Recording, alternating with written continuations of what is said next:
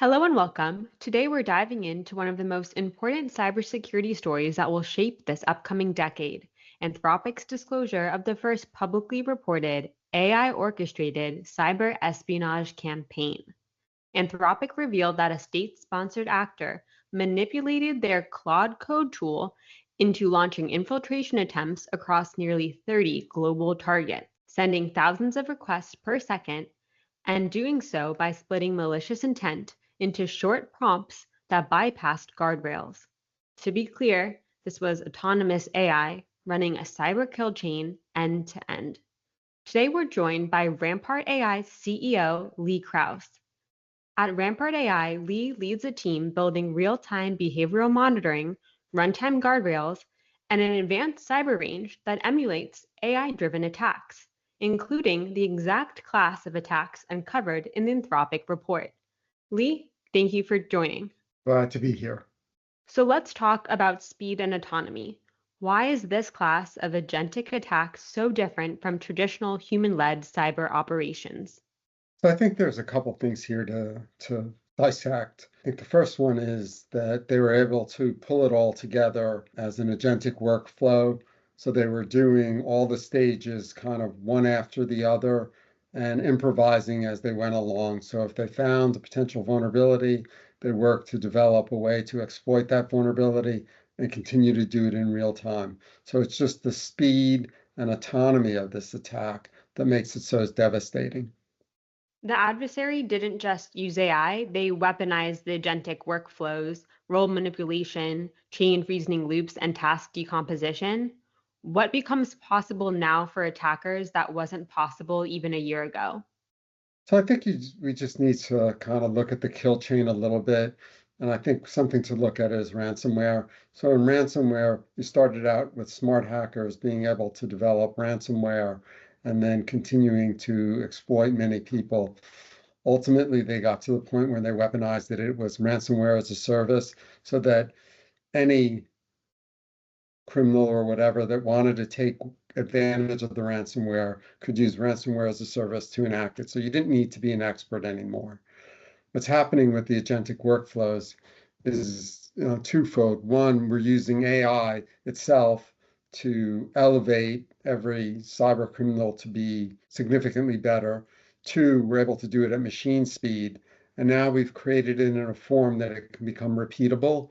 And whether or not it's running on Anthropic or whether it's running on a model that's running remotely on their server, those are all things that you'll see in the future, as if now we're going to be able to have, instead of ransomware as a service, you're going to have agentic workflows as a service to basically pick a target and continue to attack it until they succeed.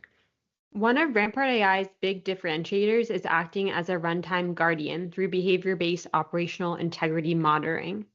How does Rampart use this behavior-based approach to prevent the attack from impacting the entirety of an enterprise application? So I think it's really important now, if you're able to do these attacks at runtime while the system's up and running, or you're able to attack code bases that you perceive to be trustworthy, the only way we're going to be able to catch this and stay ahead of the adversary is being able to monitor things at runtime. And I think that's a key component of all future cyber tools are going to be able to ensure that they're able to work at runtime, monitoring the applications to ensure they're operating as expected. Same thing goes for AI systems or agentic workflows. The ability to monitor them at runtime is a key capability that will be forced to be used moving forward. The days of static signatures, heuristics, and things of that nature are gone just because of the speed and the ease of being able to work around them. Forces people to really understand how their systems operate and monitor them at runtime to make sure they're operating as expected. Lee, if you're advising a CISO today, what makes this urgent?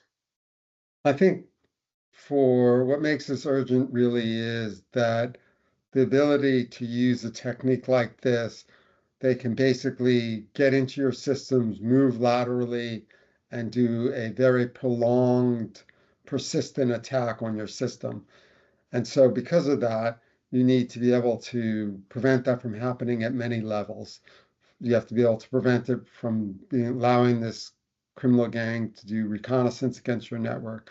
You have to ensure that your baselines and your CI/CD pipelines and your supply chain isn't impacted. And then you also have to be able to monitor your system at runtime. So the urgency exists is that we've proven or seen that they're using it today. And so what they're using it for is to gain a foothold. And that's why the urgency is now to ensure that we can prevent them from gaining a foothold.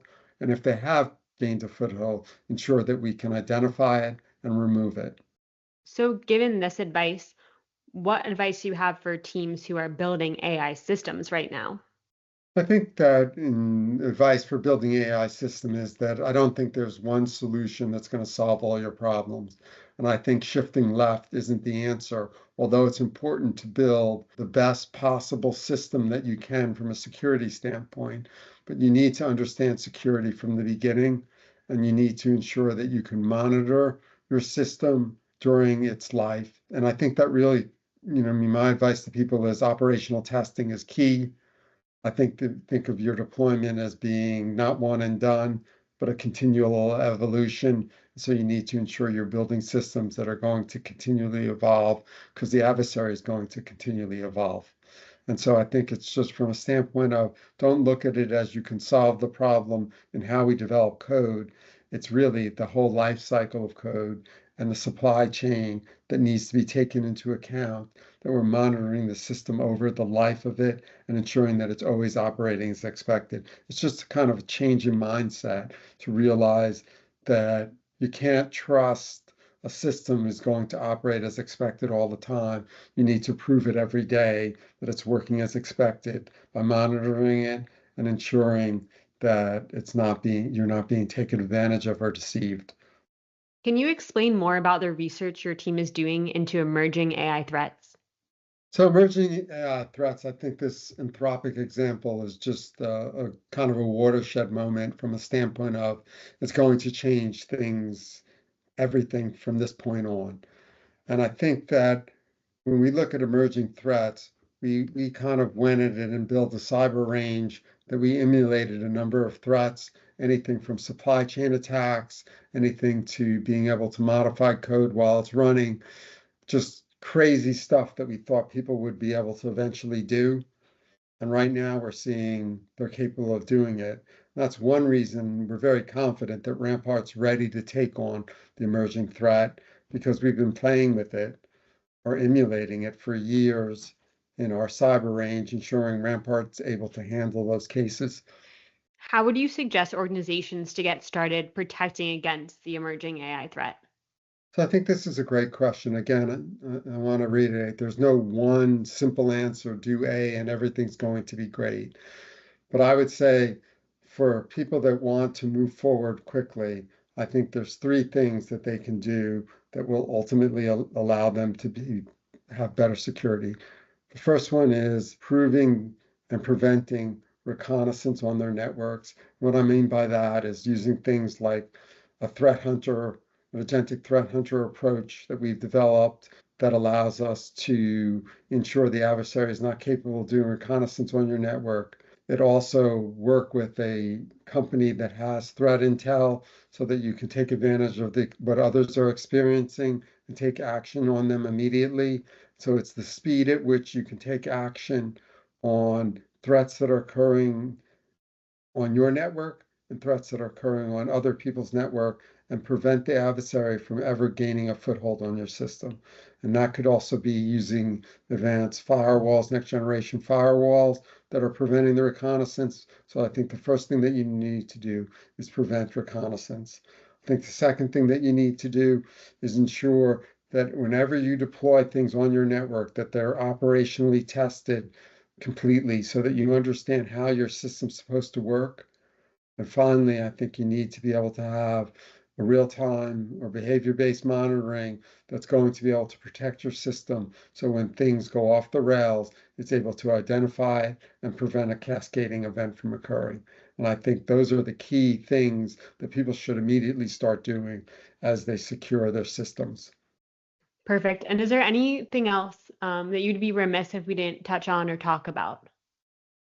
I think that it's probably really worth looking at what that campaign, the sophistication of that campaign was, and understanding how you're going to need to protect against each of those phases. So if you look at that campaign, right, there was basically this initialization of agents, deployments that were going to be the center of the campaign, and they were using some level of jailbreaking, malicious prompts, things of that nature. So you want to have tools that are looking to ensure that your agentic systems are operating in the bounds of what they expect and that you're not being fooled by having somebody running this on your network. And so you need to ensure that anytime you're using agentic systems, you're able to basically prevent the system from going rogue and doing things that you haven't expected. Because I could see for people that are running agentic systems, if someone could deviate the performance of that agentic system, they could actually, that could be the threat vector itself.